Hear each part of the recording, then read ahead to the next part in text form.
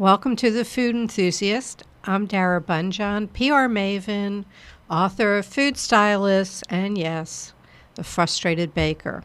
Today's guest is chef partner Jamie Buschman of Roy's Restaurant in Harbor East and a spokesperson for the National Kidney Foundation of Maryland's special premier event, Sante, a Taste of Baltimore.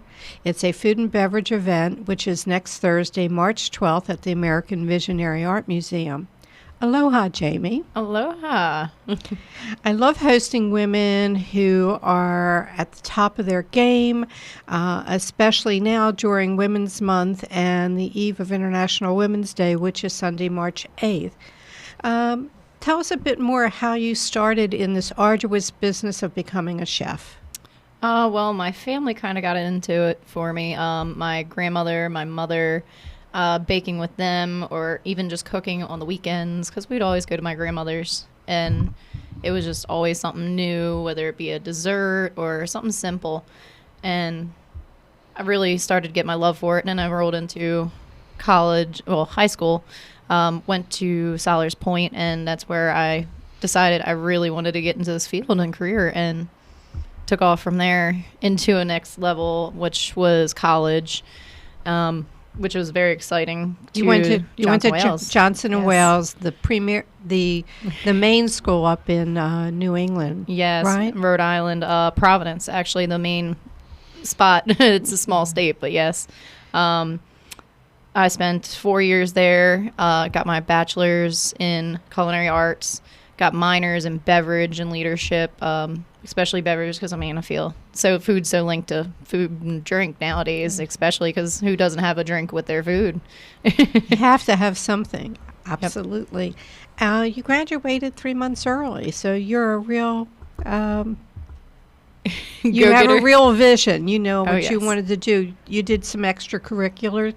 Yep. Anything super interesting that you went out and did on extracurricular work? Oh, yeah. With our one special events club, we got to do all kinds of events. They had us go from, we did steak seasoning testing for McCormick's up in there for one of the restaurants they had coming up.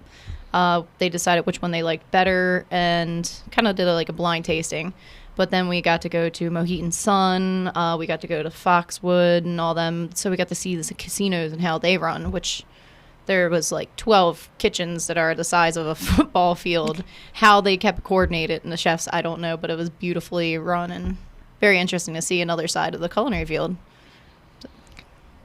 So, I'm going to hit a subject. About 2 years ago, British chef Tom Kerridge stirred up a controversy by remarking that although he liked girls in the kitchen, he felt that women lack a lot of that fire in a chef's belly you need.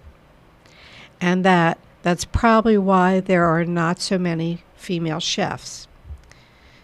And 3-star Michelin chef Dominic Crenn responded, I'm reading this, folks. Obviously, I don't have it memorized. We are all chefs, but I am supposed to be something else, too. I'm expected to be a champion of the gender because on top of that, don't get me wrong, I want to help pave the way to make things better for female chefs in our industry and for all chefs in general. But I worry that I will always be seen as a female chef first and a chef second. It's a corner I'm forever stuck in. How do you feel about that? Well, on his comment, I thoroughly don't agree because, I will fight tooth and nail until I have no energy left, nothing left to give for my kitchen, for my food, my passion, and my love. I'll be doing this till the day I die. There's no way. And I will take any opportunity to grow and become the next level. And what she said is very true because a lot of times the first thing out of everybody's mouth is female chef, and then it's chef second. And I'm a chef in general. It doesn't have to be a gender. A chef is anybody in the kitchen that can show the talent and the passion to do what they got to do to get done to feed the people that amazing meal that they're come for, whether it be in a restaurant or at home even. So I thoroughly think that's a ridiculous comment, and she was completely right. in her quote there. Right. And, I know that the kitchen is a teaching area. It's always learning. And what a wonderful thing we were talking about, the meals that you fix in the kitchen just for staff, the staff meals. And there's actually a couple cookbooks where they went to some of the famous restaurateurs and the chefs and talked about the meals. But your kitchen is multi-ethnic. So there's so many different things. Was there anything in particular that really surprised you out of some of these family meals? Actually, my prep cook, Maria, she'll jump in every once in a while and make something for family meal, and the tamales and learning to make mole. Some of these saw more authentic sauces and working with some interesting ingredients, because there's some chilies that I've come across but never really worked with them dry or spices. And by learning some techniques from them, I actually improved my chicken chili recipe that they love, which I'm always excited to learn and grow my spice range for new things. And obviously, I think we should really talk about Roy's cuisine, which is Hawaiian. It's based on Roy Yamaguchi, James Beard Award-winning Hawaiian chef. And there's a number of these restaurants, and it's fusion Asian cuisine. Tell us a little bit more about that. They used to be Hawaiian fusion, they called it, but they've tried to pull a new name. So they call it like Ocean Pacific. So it's actually a huge range, because everybody seems to think that it's just Hawaiian and Asian, which there's actually been some Italian notes in there. There's been some Indian. So it ranges all over on that kind of whole Eastern Hemisphere kind of flavor and profile. Right now we're running a Singaporean menu, actually, which is really interesting. But yet there's still ties to the Hawaiian theme there. We have like a chili crab bao bun running right now that's amazing, and especially with my travels to Singapore and Malaysia, it brings back so many memories of chili crabs, even though it's a whole nother style of how to make it, which is what Roy's was about, was fusion. Like on my page, I have a Old Bay crab and corn sushi roll, which was my one of my favorites, because it was my Maryland and my Baltimore, my passion from here, but yet I could still infuse that Roy's flavor in a sense with introducing the baby corns and introducing yuzu and introducing Old Bay together with it and making it a really interesting dish. So yeah, I love yuzu. I love yuzu. So if people don't know what yuzu is, it's a Japanese fruit, and it's usually done seasonally. A lot of people, when I say that, as the seasons change, and they would take baths with yuzu, and it's used a lot in perfume. But it's a mix. When you eat it, it's like grapefruit, it's mandarin, it's orange. You can't quite explain the flavor, but it is refreshing. It is citrus. Love that. So, how long did you spend in Malaysia? This trip, I mean, that's a trip I would love to take. I hear Singapore is absolutely beautiful, spotless, clean. It is amazing, actually, over there. And it's always changing, the architectural stuff. They said in a few years I would never even recognize it. So in 2010, I went with school. I spent about a month there, so we spent 3 weeks in Singapore and a week in Malaysia. We were supposed to do Thailand, but something happened and they changed it up, which was really cool to see, because in Malaysia we got to go to a unique school there, similar to Stratford, but it was a culinary school they had there, and it was in partner with Johnson Wales. At Sunrise was in Singapore, and they had us constantly busy, different foods. We traveled different areas, but you get to see, like, you could go down any street and you'd feel safe. It was well lit, and you could always find a little small shop that had food, or even a whole street full of small bites, and it was amazing. I'm jealous. They can't see quite the green how jealous I am, but I am jealous. Before I forget about it, in your bio, I see that spices are very important to you. Beyond salt and pepper, what spice must be in your cabinet? Well, of course, there's Old Bay, but second to that, I absolutely have to have, I think, cumin. Cumin goes so well with so many different meats, and it's a very potent spice, and just a little bit of toasting can go a long way. And even just a curry, simple curry like Maja curry, those are my favorite, just to simply blend and make my own blend to see what goes well with either meat, fish, pork, and have a lovely range of it. All right. So Jeffrey Spear says, I just looked at the menu online. Are Singapore Malaysian dishes there? Yep. They have the bao bun, and then they have a rangdang, which is actually a Malaysian rangdang? style. Yes, rangdang is a meat dish, a stewed meat dish that is really interesting to see because it's a coconut kind of base with these stewed meats that gets really fully tenderized, and then they actually mixed it rangdang samosa, so it's actually rolled in a spring roll wrapper. So it's kind of like an idea of a spring roll, kind of a fusion of spring roll slash rangdang and slash samosa. Really great, interesting foods, especially with the tamarind pepper sauce. Then we have the typical chicken and rice dish. That's a Singaporean national dish. But we take it to the next level with house-made sauces, which we make everything in-house. From scratch. Yes, and it's a beautiful sauce. And then sweet soy with it and a beautiful mushroom broth, which is a traditional, very national dish, like I said, for chicken and rice there. But it's so flavorful. So if I sit here and say, what's your favorite comfort food? Is there just one, or is there two, or is there three? I think my biggest comfort food is, honestly, the Asian is simplified there is Asian cuisine is one of my favorites because I think Korean is one of my favorites absolutely from that, which would be spicy pork belly or even bulgogi. It's just a lovely, diverse, and beautiful foods, and kimchi, and you range so much with Asian food that you can go from that to something that's Indian even. Well, butter chicken. The spice trail. Yes. You can follow that and see how it's played. The only place that you'll never see cumin is in Italian food. Yeah, very true. But I love my Italian too, I'll say that. That's for Ricardo Bossio, who's watching. Hi, Ricardo. Ciao. So let's talk about your personal tie to this premier event, Sante, A Taste of Baltimore, which is a benefit for the National Kidney Foundation on March 12th, which is National Kidney Day, at the American Visionary Arts Museum. Why don't you tell us more about your passion and why supporting this charitable event is important to you? Well, it was actually very close to me. My father was diagnosed with diabetes at a very young age, 25.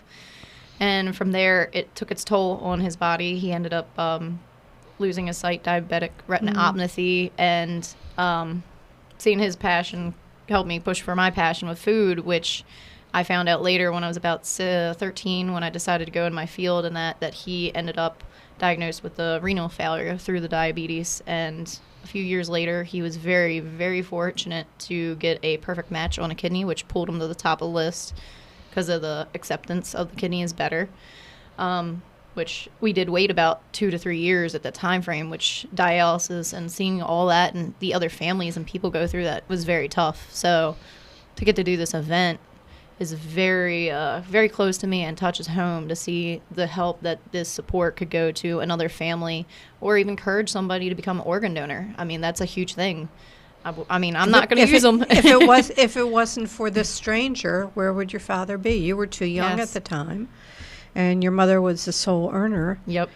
So I also have, we were talking before, a friend of mine, let's say 40 years ago, I know I was just in diapers, but my friend, Phyllis Cassell, she went by the name Peanut, and I think part of, she was, if I'm 5 feet, she was like 4'8".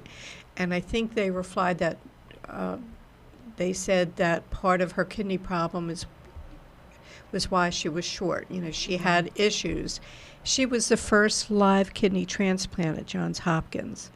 And at that time, I think it gave her about another 7 years. And, she lived a full life. She didn't, so that was good. And a cousin of mine had gone through dialysis, but she wasn't quite as lucky. So more about the event. It's food and beverage. So we have the different stations throughout. We have an auction. celebrity judges, which I am, and let's see, and then we also have our great engineer here. Glenn is a judge. So come on down.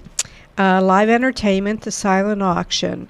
And the proceeds will support the foundation's local patient emergency assistance program, medication, food, transportation to dialysis, house costs, and utilities. Dollars raised will also fund vital research from the top nephrologists at Johns Hopkins. Before I forget, get tickets. You need to go to kidneymd.org. This is an event not to be missed. It's the American Visionary Arts Museum. Some of the restaurants and beverage people that are going to be there, 16 on the Park. Roy's Restaurant, we're going to have come down and see Chef Jamie, B&O American Brasserie, Bordy Vineyards, GDL Italian by Giada De Laurentiis, the Grill at Quarterfield Station, the Lord Baltimore Hotel, McCormick and Schmidt's, Rusty Scupper, Sagamore, Sandy Bottom Sparkling Rum Cocktail, Sobo Cafe, Terry Cafe, The Point Towson, Urban Oyster. And some of the city's leading caterers are going to have stations there, so it's a walkabout. So what are you serving this week? Because there is a contest by the judges to get their vote, to get the People's Choice vote. What are you fixing? Well, we are doing a karaage fried chicken sandwich. We're going to do a mini one on the Hawaiian rolls, of course. And it's a special flour blend, karaage, Japanese blend, and it means also fried. So we're basically saying fried, but it's going to have a beautiful shishito pepper jam, bacon, and avocado, toban. So it's like creamy, but yet a little spicy, but a little tangy from the pepper jam, and it's overall just a beautifully fried chicken sandwich on our actual lunch menu, but we're going to make a little mini version. Oh, that sounds good. We all know how hot chicken sandwiches are. So. And then we finish it off with our dessert, which is the budino. So it's a coffee pudding, so that, salted caramel, and a little cookie crumb and whipped cream. So it's basically your morning coffee and dessert form. You see, you should do tea, because we were talking about we're both tea drinkers. Do tea. And, some people are doing that, but that almost brings me up to some of the other things that we've done. So if people want to come see Jamie at the Kidney Foundation, that's the American Visionary Arts Museum, and that is next Thursday, March 12th, or you can come to Roy's. When you come in, send a hey back to the kitchen and say that, you saw her on the show. I started a new segment last week, and we're calling it Where Did Dara Eat This Week, or Where I Ate and Drank This Week. And this has been a little bit of a busy week. I went to St. Leo's Church in Little Italy for the ravioli and spaghetti dinner.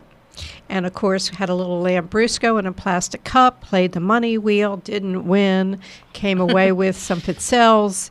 And I opted for the spaghetti, and I took one meatball and one sausage. It was great fun. So they do that biannually. Everybody look for that. And, it's a great time to go. And you can start from noon until 6 o'clock or get it for carry out.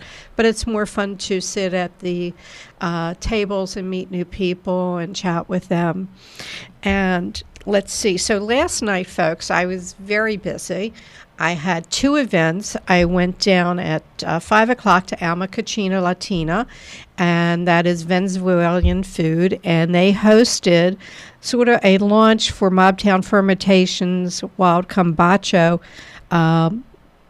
brewery. It is a yerba mate chilled beverage, and it is called Icaro, and it's a South American tea with a light carbonation.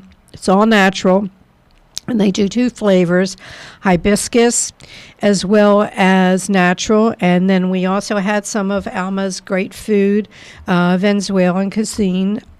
Let's see, some yucas bravas, arepas, but the petite ones, cast iron corn, cassava bread. So that started my night out.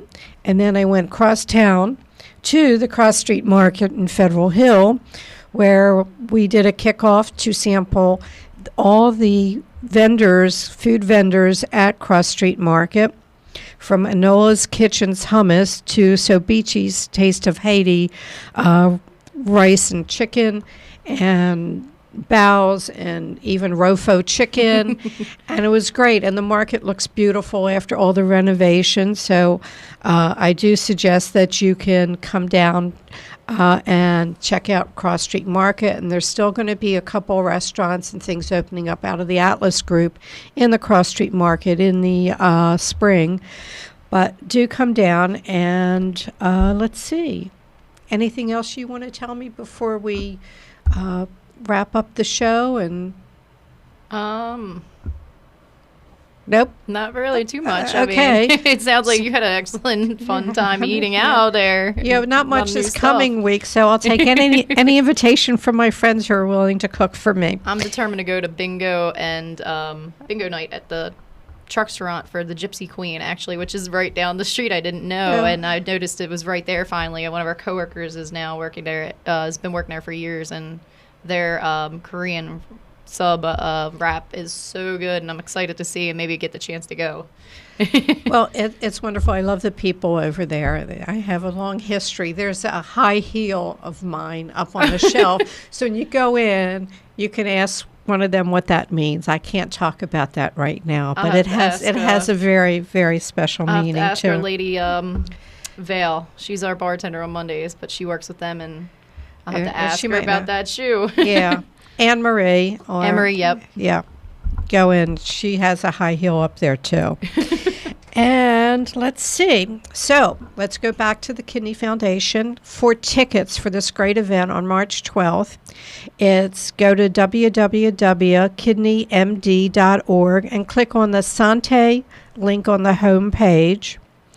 And Roy's, it's roysrestaurant.com, and there's multiple locations, but check out Baltimore and Harbor East. And let's see. That's sort of it, folks. We have next week, we have Jane Marion coming. She'll be the guest. She is the food editor of Baltimore Magazine, and we're going to talk about restaurant reviews and their top 50 restaurant list, and more to come on that. As always, I thank you so much for watching. The show is going to be up permanently on the Facebook, J Moore Living, jmoreliving.com's page, and the YouTube channel. As always, we are here Thursdays at 12:30 doing a live show. And we thank you for watching.